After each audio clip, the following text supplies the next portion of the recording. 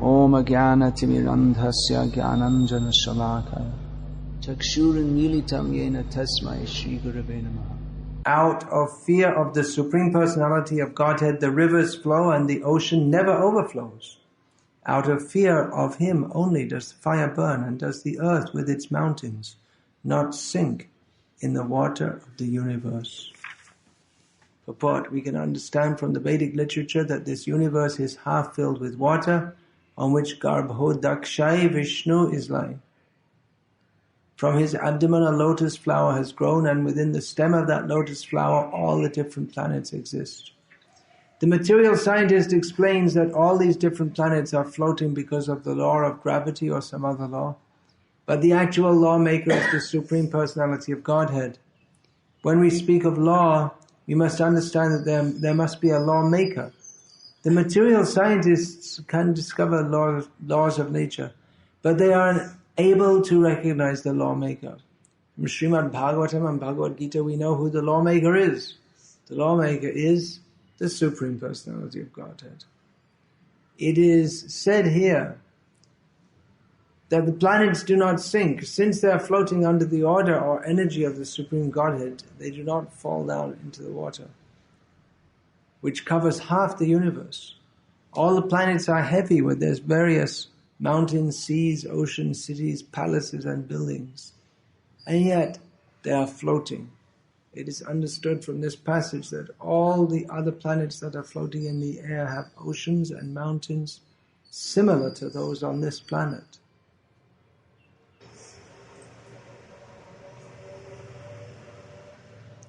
Srila Prabhupada was once walking along the beach. He did with some of his disciples in Los Angeles. And he pointed at the ocean and said, why this ocean is so vast, it doesn't come any further. It only comes up to a certain point. It's because the ocean is also under the direction of the Supreme Personality of Godhead. Rarely the ocean may invade the land. That's been called tsunami. But generally, even though it's so vast and so powerful, can go up to a certain distance. And that's all. Except when the time comes for universal destruction, then the water increases so much. Well, there are various destructions. And at the end of Brahma's day, the destruction is up to the heavenly planets. So the ocean is under the control of Krishna.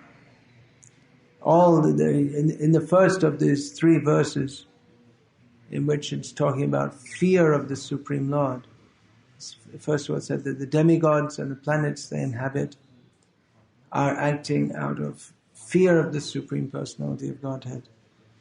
Then it was said all the plants, the trees, they act according to the order of the Supreme Personality of Godhead. And now the Lord says that all these functions in nature, they're all going on by the order of the Supreme Personality of Godhead. Here it said that the earth with its mountains does not sink in the water of the universe. If you think about it, it shouldn't it? Heavy planet, how is it staying up? They say gravity. And the Bhagavatam gives the version that the planets are held in the wind. But whichever way you take it, everything's going on by the direction of the Supreme Personality of Godhead. Maya Adhyakshena Prakritihi. It's all going on under His supervision. So whether you conclude gravity or you can control, you say it's air or whatever it may be, one who is udaradhi, one who has broader intelligence, accepts that the Supreme Personality of Godhead is behind it all. Of course, there is an instance of the earth falling into the ocean, and we'll be celebrating that tomorrow, the Mahadvardashi, that is dedicated to Varaha Dev. The Supreme Personality of Godhead in the form of a boar. He took that form, which is very suitable for... The boar has to look around in the dirty drain water and find what is there valuable. Of course, there's nothing valuable in the drain, but for the boar, he finds there's some valuable food. Some stool gets washed out. I saw once in Vrindavan, just in front of Radharaman, new temple, at the foot of the hill, Dwadashaditya Tila. There was a drain with the water, and a little pig, it was just big enough to fit inside the drain, was in the drain because it was early morning. That's the time when pig's breakfast comes down in the drain. Your breakfast yesterday becomes pig's breakfast today. So then he couldn't get out. He was in anxiety. What to do? He was stuck. He jumped in enthusiastically into the drain to get something nice to eat, but then couldn't get out, and his mother was wondering what to do. And I didn't wait around to see how that drama unfolded. Anyway, the point is that everything is going on. Maya Adhyakshena Prakriti. Everything is going on under the influence of the Supreme Personality of Godhead. His Bahiranga Shakti is working. Everything within here is working out of fear of him. In this material world, the predominant motive or the predominant emotive is fear, and in the spiritual world it's pure love. So these two energies, Antaranga Shakti, Bahiranga Shakti, they work very similarly. They both manifest different universes with plants, trees, human beings, very similar in many ways, the spiritual world and the material world, but there's a difference in outlook and attitude. In the spiritual world, everything is centered around Krishna for love of him only. That's called Mendriya Priti Vancha, Mendriya Priti Icha, Dhare Premanam. That's sorry, getting mixed up here. Mendriya Priti Vancha, Tare Balekam, Krishnendriya Priti Icha, Dhare Premanam. The acting out of the desire to satisfy one's own senses, that is called mundane lust. And acting out of a desire to satisfy Krishna's transcendental senses, that is called prem. So the material world and the spiritual world are very similar. One is, the material world is a perverted reflection of the spiritual world, but in the spiritual world, everything works on the principle of prem. Here, we could change this, at least the English translation, to the first of these verses talks about the different demigods. So, who are overseeing the natural functions. So it's stated here, out of fear of the Supreme Personality of Godhead, the wind blows. But in the spiritual world, out of love of the Supreme Personality of Godhead, the wind blows. Dhir Samir, that's described as Dhir Samir Ghat in Vrindavan Dham. Dhir Samir means gentle breeze, not a big hurricane. That we get in this material world, big hurricane. But in the spiritual world, there is a gentle breeze. And although Lord Krishna says, Natad bhasayate suryo nashashanko napavakaha, in the spiritual world, there's no sun or moon or wind, There is, but not material, sun or moon or wind. There is. All these things are there. But everything is for the pleasure of the Supreme Lord. The sun is rising to show the apparent time, the time in which the Supreme Lord, now it's time for him to do this, another activity. He leads a very regulated life, actually. But sometimes he may twist things a little for his own, you could say, for his own benefit, or for his, not that he needs to get anything from anyone, but out of love for his devotees, just like with this Jayadrat.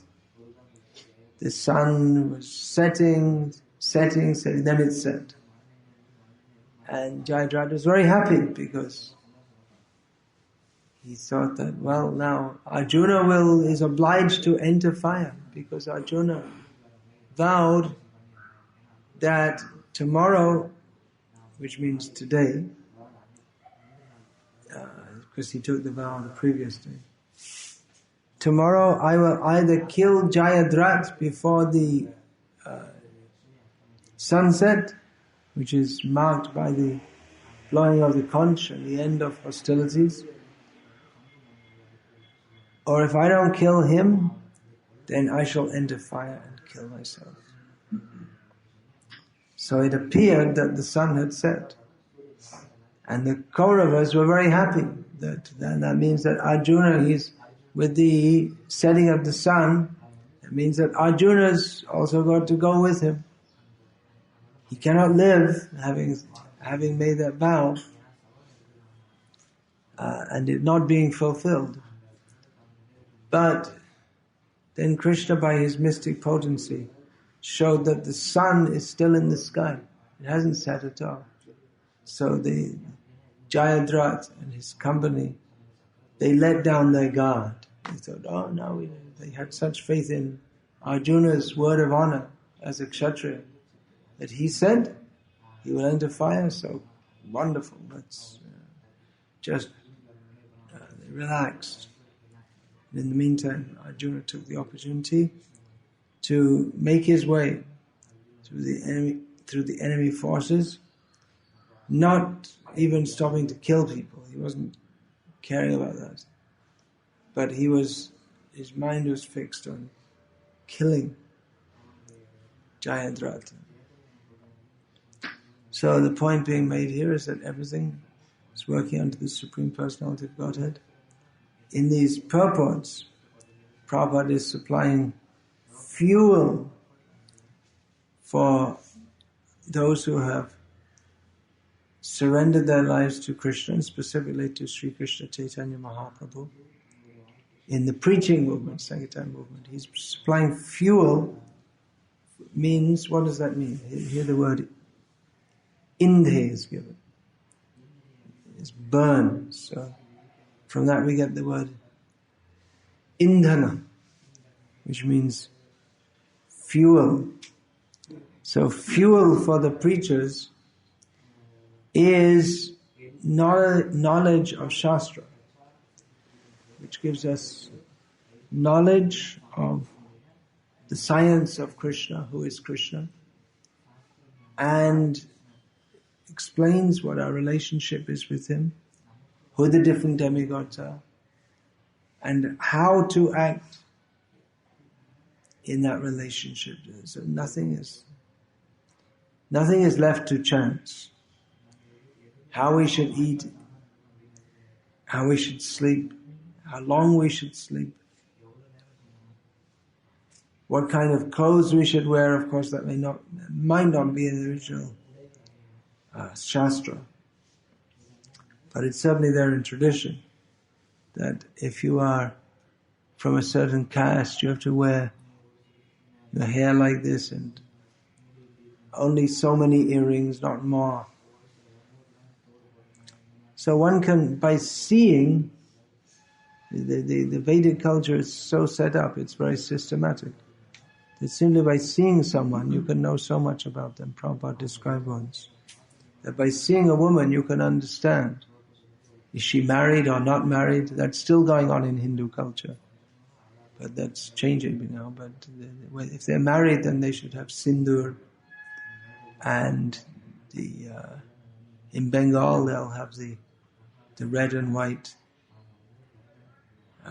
shaki, this bracelet, and then in South India and other parts of India also they'll have the women will have this on their toes, this anklet, and in North India, outside, actually all of India outside of Bengal, they'll wear the Mangal Sutra. And Prabhupada, he didn't explain all of that. Prabhupada explained more simply. If they're wearing white, then you understand they're a widow, and how their hair is parted. If it's parted in the center, that means a respectable woman. If it's parted at the side, it means prostitute. If it's loose, not tied up, or if it's shaved, there's no hair, it means she's a widow. So, like this. And men also, by seeing them, you can understand how they're dressed. You can understand, oh, this is Kshatriya, a very opulent king. They'll wear certain insignia.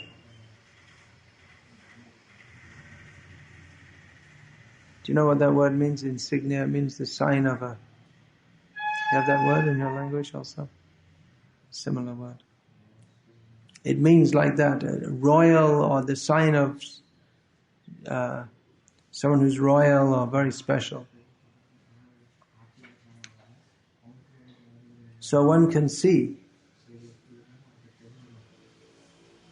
of course, even by bodily construction, a Brahmin isn't expected to look like a Kshatriya. Kshatriya is big and strong. A Brahmin might be, Madhvacharya was like that, but generally not. When Krishna, Arjuna and Bhima came to Jarasandha in the dress of Brahmanas, he thought, these don't look like Brahmanas. They're very big and strong, and you can even see they have the marks on their shoulders from carrying the bows, the arrows in the quiver. And they speak in very deep, grave, commanding voices, just like Kshatriyas, not like Brahmanas. So he could understand. But he thought, well, even if they are Kshatriyas, they've come in the dress of Brahmanas, so I'll oblige them. He was a great devotee of Brahmanas. And he also worshipped Lord Vishnu, but he was a demon. Because, coming back to this subject here, this verse, he didn't fear the Supreme Lord. Feared him in the sense that he thought of him as his enemy. When Jarasandha, he said that, yes, you can take charity from me, you've come asking for charity, but who are you anyway? You don't look like Brahmanas. And Krishna said, that's true. Well, this is Bhima, and this is Arjuna, and I'm your old enemy, Krishna. You know me very well. I chased you away so many times from Mathura. So, Krishna recognized him as his enemy. So, he achieved some relationship with Krishna.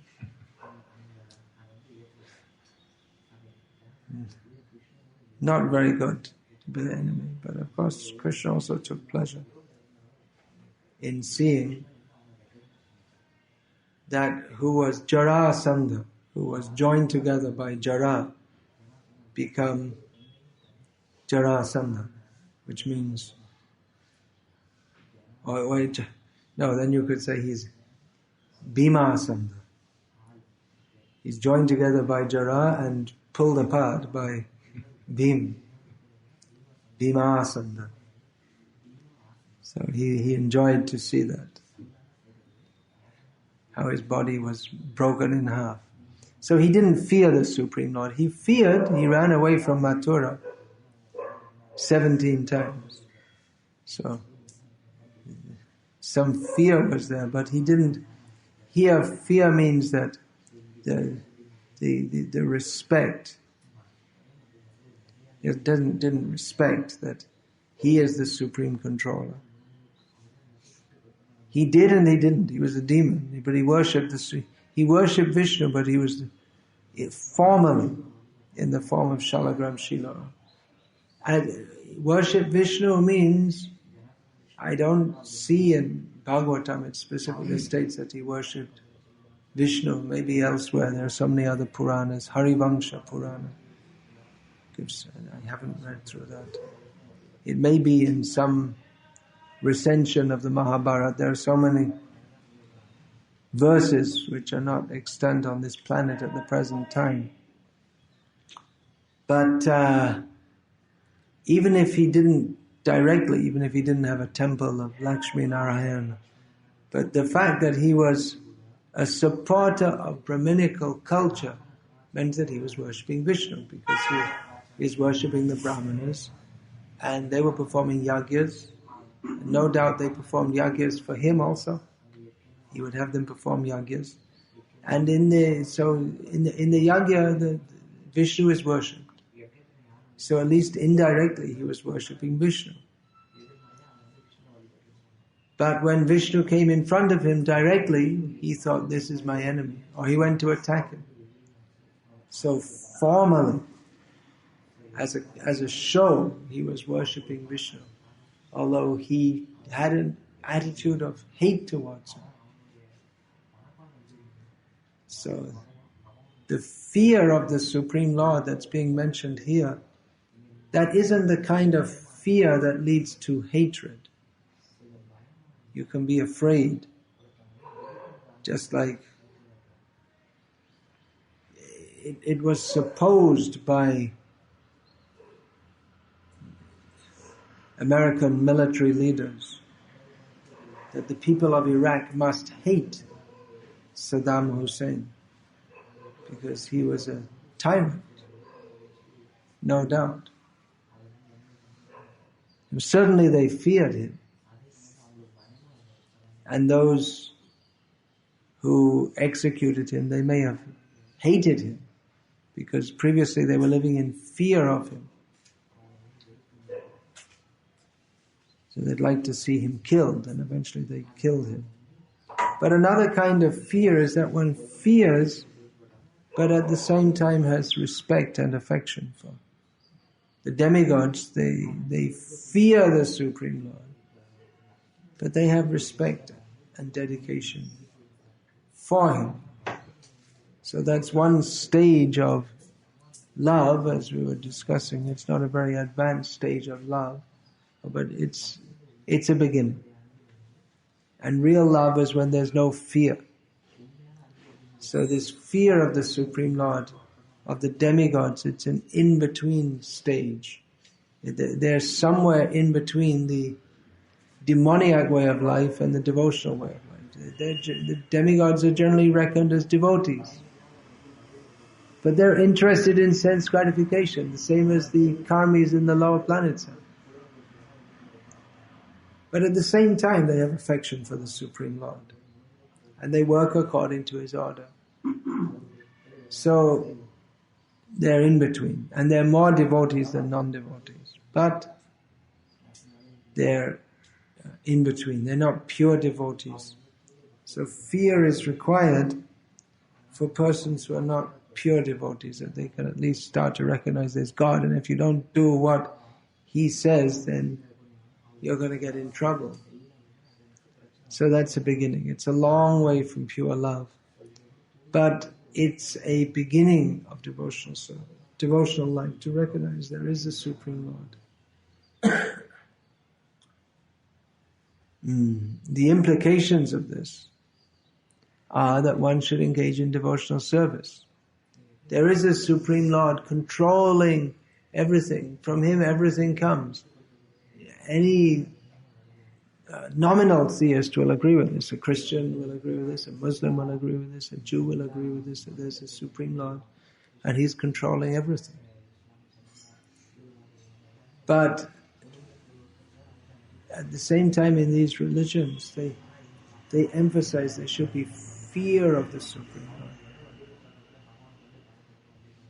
So they recognize that there's a Supreme Lord, and even though they may be taught in their religions of love of God, practically they fear Him more. Why is that? Because their mentality is similar to that of the gross materialistic sense enjoyer. The only difference is that they have fear of the Supreme Lord, which the gross materialistic sense enjoyers don't have. They just simply, just do whatever you like. There's no God. Let me do whatever I like. No one can stop me. Chanakya, no, not Chanakya, it's Charvaka. He says that Ritang kritva, Gritang vibet, Yavad jivet sukham jivet.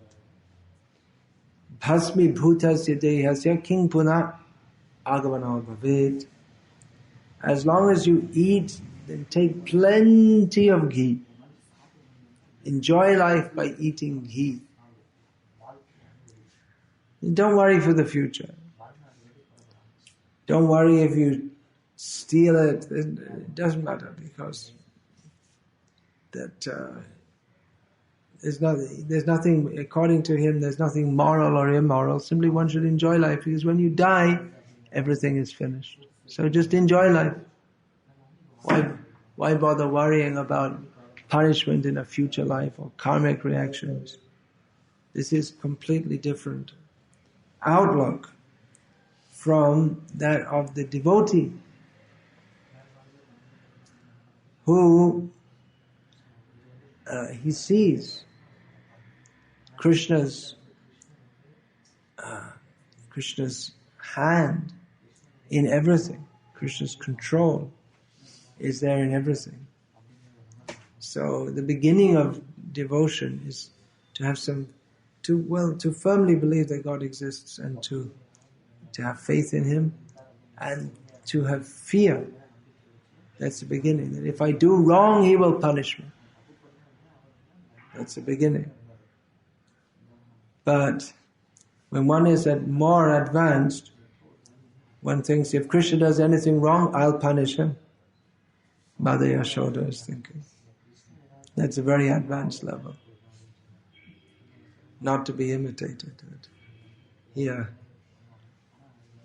you can say, out of fear, in all these verses, out of fear of Krishna, the sun shines, the rain sends forth showers. Out of fear of Mother Yashoda, Krishna runs away. Sometimes the gopis were saying to Krishna, we shall complain about you to your father. And Krishna would say, well, what will he do? He's just an old man. How can he punish me? Because Nanda and Yashoda had the child, Krishna, in a very old age. So Krishna sometimes shows not concerned. Krishna, he fights with the big demons. Tomorrow is Vraha Dwadashi, where it's described how in this purport that we're reading today, it says that the earth with its mountains does not sink in the water of the universe. Well, it did. It sunk in the Garbhodak ocean. In the Garbhodak, you don't really have to say anything else. Udak means water. So it sunk in the Garbhodak. And then the Lord, taking the form of a boar, lifted that out, because it's just like something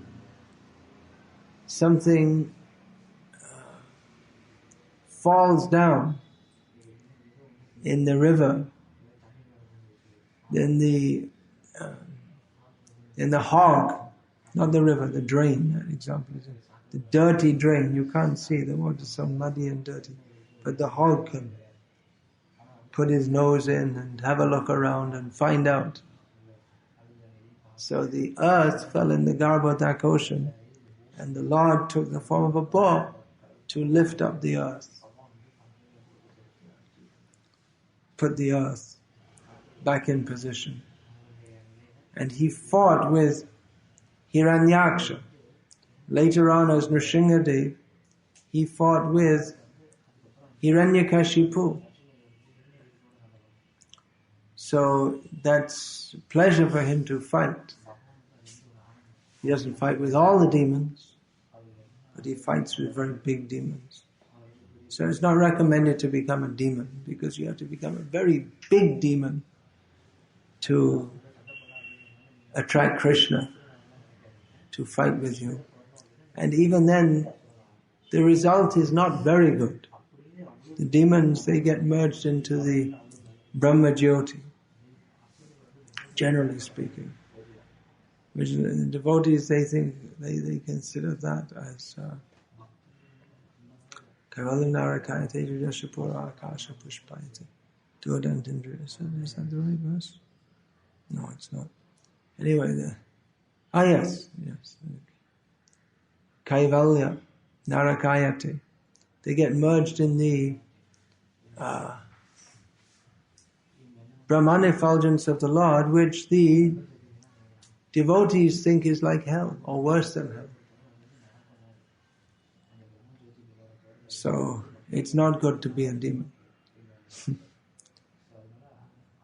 That gives pleasure to the Supreme Lord, but those who are fighting with him in that way, the pleasure that he gets, he helps the demons by removing them from their present sinful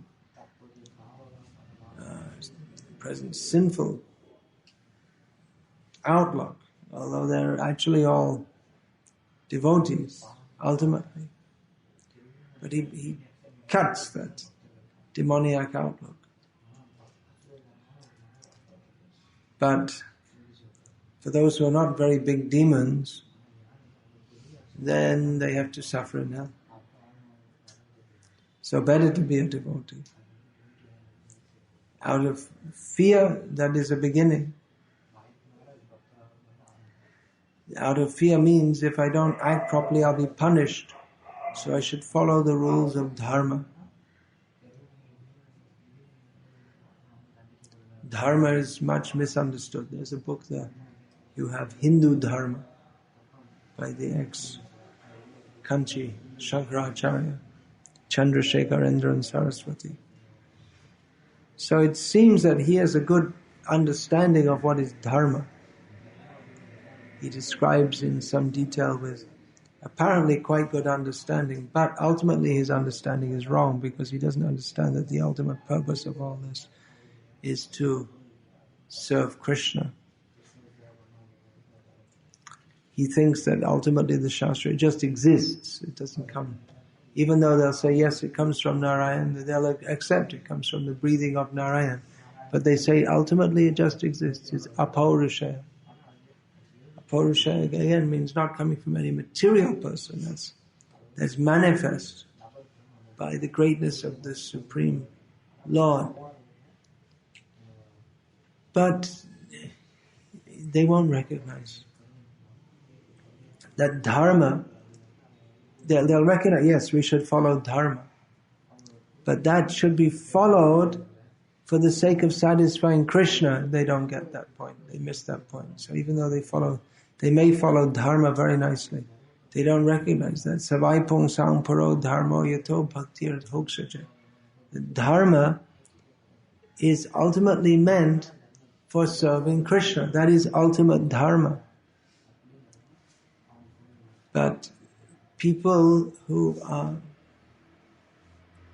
attached to not being Krishna conscious, they won't accept that. Even like we see Jarasandha.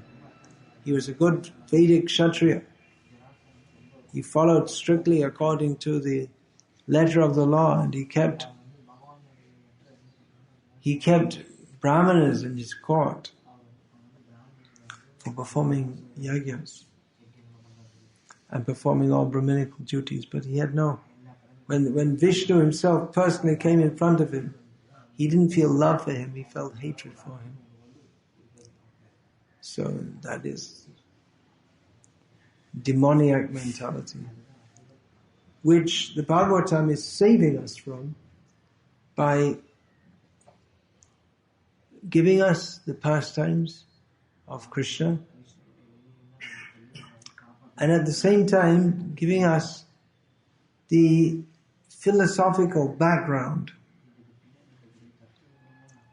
by which we can understand what is the difference between spirit and matter.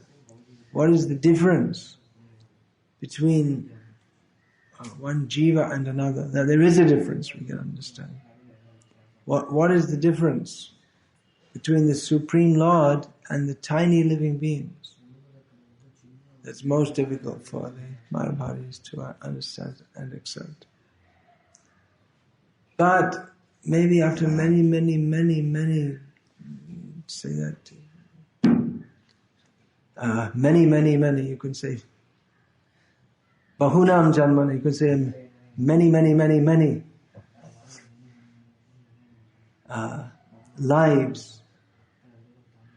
They may, the Jnani, they may, if he's fortunate enough to have the association of a devotee, then he can, instead of denying the Supreme Lord, can come to accept that, yes, the Supreme Lord is Vishnu and surrender to him. But generally, they don't do that. So, fear here is dharma, that we should follow dharma. The first stage is one of fear. Yes, if we don't follow, we'll be punished. But then gradually dharma teaches us to be selfless. Just even the demons, they practice some kind of selflessness. That some of them were following dharma, just like Jarasandha. Then Karna was known, Data Karna, his name. He was known for giving charity to the Brahmanas. So much so that Indra, wanting the benefit of his son Arjuna, and knowing that it was not possible as long as Karna had his diadem, I mean the jewel and his armor that he was born with that on his body, knowing that as long as he had this, then Arjuna could not defeat him. So Indra took the form of a Brahmana, just like Krishna, Bhima, Arjuna took the form of Brahmanas, because they knew the Jarasandha is very dedicated to the Brahmanas. He'll never refuse anything to them. So Karna also, the same mentality, that he liked to please the Brahmanas. So Indra took the form of a Brahmana and begged, "What do you want?" "I want your armor." So he had to, that was attached to his skin. He was born, he had to cut it from his very skin. So he had that much attachment to the Brahmanas, even at the expense of his own life, to his own extreme disadvantage. He would never refuse to serve a Brahmana, even if it's someone posing as a Brahmana. And Brahmanas also, they put dharma above even their own life. Like Drona, he was born in a Brahmin family, and had very much the mentality of a Kshatriya, but he was following Brahminical duties. So even when Drishtadyumna came to learn how to fight from him, he knew very well that this boy is born to kill me, but he taught him nevertheless. Fate is supreme. We cannot avoid that. But anyway, he's come, so it's my duty to teach him. So this putting dharma above even one's own immediate, dharma means what is my duty, my duty to follow, even above one's immediate perceived self-interest.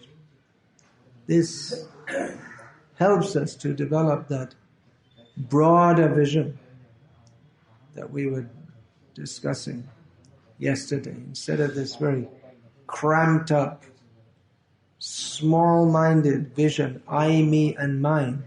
As long as one has this I, me and mine, then his consciousness is no more developed than a worm in stool who thinks the same thing. One may have a human birth and an aristocratic title, but if he's thinking in terms of I, me and mine, his consciousness is not developed beyond that of a worm in stool who thinks in the same way. So Dharma teaches us to be selfless. That's the beginning. Maybe first of all out of fear. If I don't follow this, then I'll be punished. But that by following selflessness, one is gradually elevated to a purer state of consciousness. And then ultimately, savai pung sang paro dharma yato bhaktir adhokshaja. One has to come to accept that the highest stage of dharma is to perform devotional service to the Supreme Lord. How? Ahaitukya pratihata.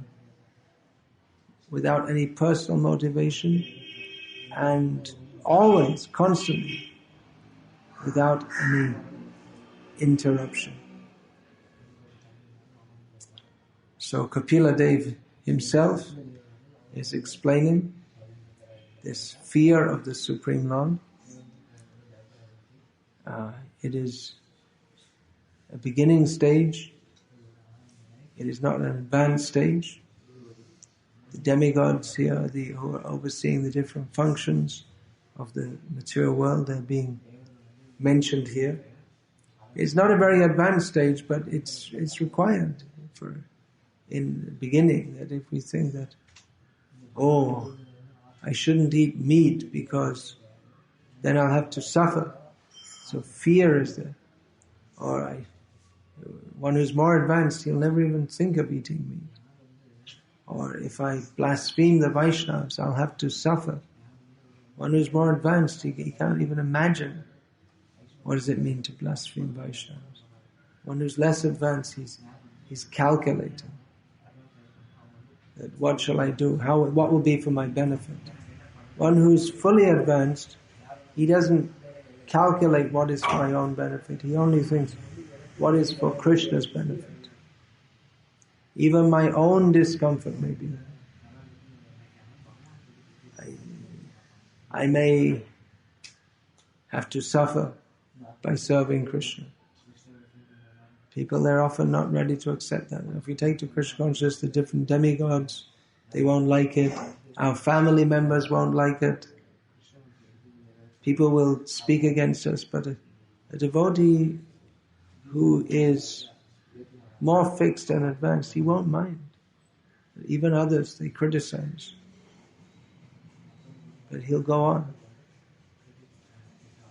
Not minding the criticism of others. He doesn't fear the criticism of others, because that means he's transcending the platform of social fear, social ostracization. They'll all talk badly of me. So he doesn't fear that anymore, but he only wants to serve Krishna, even if the whole world is against him. He has to serve Krishna. So, Hare Krishna. I'll finish there. Any question?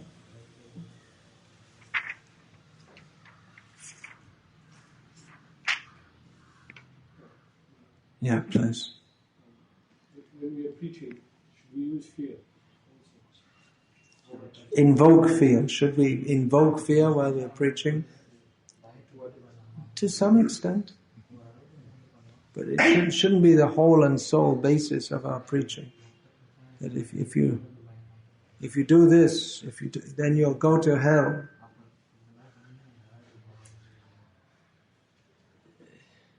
We were just discussing this in the last few days in the classes. That Chaitanya Mahaprabhu's contribution it's on a significantly higher platform than just simply getting people to act in a way because they're afraid of going to hell. It can be misused also, Chaitanya Mahaprabhu's contribution. People think, well, we're devotees, we'll just chant Hare Krishna, so we'll be free from sin. But such a mentality is in itself sinful. So, people need to know what is the difference between piety and sin. Otherwise we find many people in Bengal who consider themselves devotees of Chaitanya Mahaprabhu, who also eat fish. And they think, well, the Lord is very merciful. Will He stop being merciful to us for a little thing like eating fish? So they don't know there's a perverted understanding of how to attain His mercy.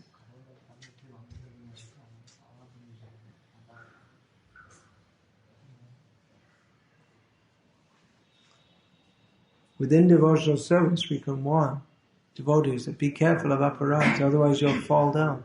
The fear of losing Krishna consciousness.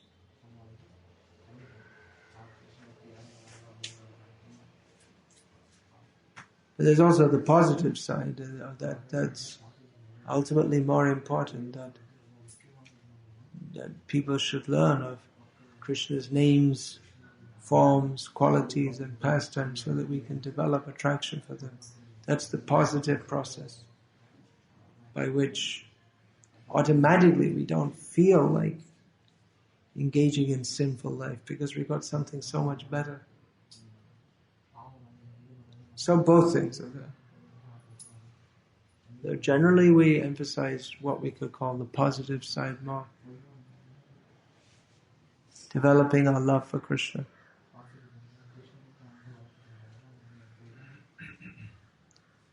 Jai Hare Krishna.